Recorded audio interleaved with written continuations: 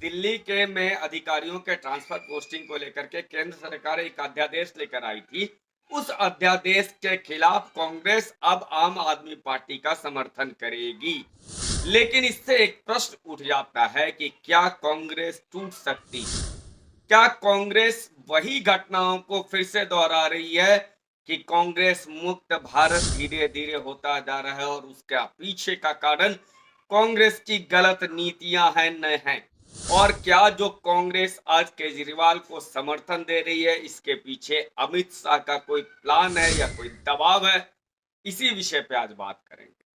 नमस्कार, मेरा नाम है अमित श्रीवास्तव और आप देख रहे हैं जलवाणी। कृपया इस वीडियो को लाइक कीजिए और शेयर कीजिए अपने उन मित्रों को जो कांग्रेस में थोड़ी दिलचस्पी रखते हैं या भाजपा की चाल को समझने का प्रयास करते हैं।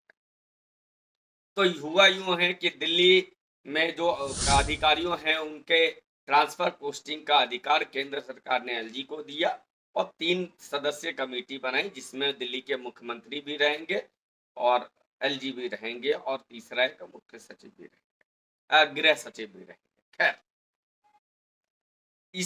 इस अध्यादेश से की बात तब सामने आई थी जब अरविंद केजरीवाल के शीश महल के भ्रष्टाचार की जांच करने वाली फाइलों को 2 बजे रात में छिपाया जा रहा था। फिर ये केंद्र सरकार अध्यादेश लेकर के आई थी क्योंकि ये अधिकारियों को केजरीवाल डरा रहे थे, धमका रहे थे। प्रश्न ये नहीं है कि अरविंद केजरीवाल क्या कर रहे हैं, उनकी तो लगाम लगी ही थी जो आवश्यक है। अजय माकन भी कहते रहे कांग्रेस के नेता। लेकिन कांग्रेस आज 18 जुलाई को जो विपक्षी दलों की बैठक होने वाली है बेंगलोर में, उसके पहले अरविंद केजरीवाल के को समर्थन देने की बात कर गए। अजय माकन जो दिल्ली के कांग्रेस पार्टी के बड़े नेता हैं, पूर्व केंद्रीय मंत्री हैं, वे बार बार कहते रहे कि कांग्रेस को नहीं करना चाहिए समर्थन केजरीवाल के इस अध्यादेश के विरोध का। यानी अध्यादेश के समर्थन में मौन रहना चाहिए या अध्यादेश का समर्थन करना चाहिए। लेकिन कांग्रेस की केंद्रीय कमेटी, पता नहीं राहुल गांधी या जो नेहरू परिवार है वो क्या सोचता है, उन्हें सिर्फ और सिर्फ मोदी से नफरत। और इस मोदी से नफरत के चक्कर में दिल्ली में वो जीरो हो गए, बंगाल में वो जीरो हो गए, उत्तर प्रदेश में जीरो हो गए, लेकिन वो मोदी से अपना नफरत नहीं हो गए। तो जो हालत क्या उद्धव ठाकरे की हुई शिवसेना की, मोदी से नफरत में शिंदे अलग भाग गए, या जो शरद पवार की हुई कि मोदी और बीजेपी से नफरत करने के चक्कर में आज अजीत पवार अलग हो गए, तो फिर क्या अजय माकन भी निकल लेंगे? और ममता बनर्जी के साथ जिस तरह से लोकसभा में इनके कांग्रेस के विपक्ष के नेता चौधरी जी, जिस तरह से अधीर रंजन चौधरी जिस तरह से ममता का विरोध कर रहे हैं, लेकिन 18 जुलाई को ममता के साथ कांग्रेस खड़ी हो रही है, तो क्या अधीर रंजन चौधरी के मन में या क्या प्रश्न होता होगा, या उनके जो समर्थक हैं वो क्या कहते होंगे कि दादा आपके कार्यकर्ता मर रहे हैं और आपका नेता ममता बनर्जी के साथ खड़ा है। तो वो कौन सा दबाव अभी अजय माकन झेल रहे होंगे, क्योंकि कांग्रेस में जो दिल्ली के कार्यकर्ता हैं वो अजय माकन को पूछ रहे होंगे कि अजय माकन जी आप बताइए कि केजरीवाल के आगे क्यों घुटने टेक रही है कांग्रेस? फिर अजय माकन कितने दबाव में होंगे? क्यों अजय माकन अधीर रंजन चौधरी जैसे नेताओं को छोड़ करके विपक्ष में की मीटिंग बुलाने पे बेबस है कांग्रेस? इसके पीछे मोदी और अमित शाह का एक बहुत बड़ा गेम है। कांग्रेस जो ग्राउंड पे होते हैं, आम कार्यकर्ता जो ग्राउंड पे होते हैं, उसे ग्राउंड की हकीकत पता होती है। लेकिन जो एसी कमरे में, बंद कमरे में बैठ करके राजशाही युवराज की तरह सोच रहा होता है, उसको नहीं पता होता है कि धरातल की क्या स्थिति है। यही कारण है कि कांग्रेस दिनों दिनों कांग्रेस मुक्त भारत की तरफ चली गई।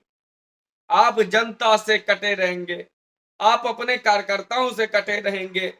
आज नीतीश कुमार की क्या हालत हो गई कि उसके विधायक और सांसदों के पास एक एक 1.5 घंटा बैठना पड़ रहा है नीतीश कुमार को।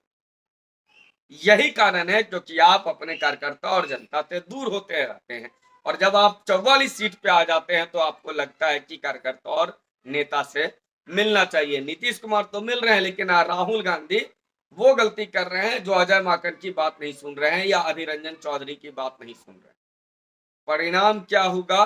परिणाम यह होगा कि अजय माकन के कार्यकर्ता कहेंगे चलो बीजेपी की ओर, और यही तो मोदी शाह का प्लान है कि भैया किसी तरह से अपने प्रतिद्वंदियों को तोड़ दो। और सोचिए कि यहाँ जो कांग्रेसी कार्यकर्ता 7 सीटें जीतना चाहते हैं, जो 7 लोकसभा की, गठबंधन होगा तो केजरीवाल क्या इनको दे देंगे सीटें, या कांग्रेस केजरीवाल के लिए सीटें छोड़ देंगे? कांग्रेस को मुक्त कराने के पीछे अब ये ममता बनर्जी के साथ लेते आ गए कांग्रेसी। ममता कह रही है हमारे यहाँ मत लड़ो, अखिलेश कह रहे हैं हमारे यहाँ मत लड़ो।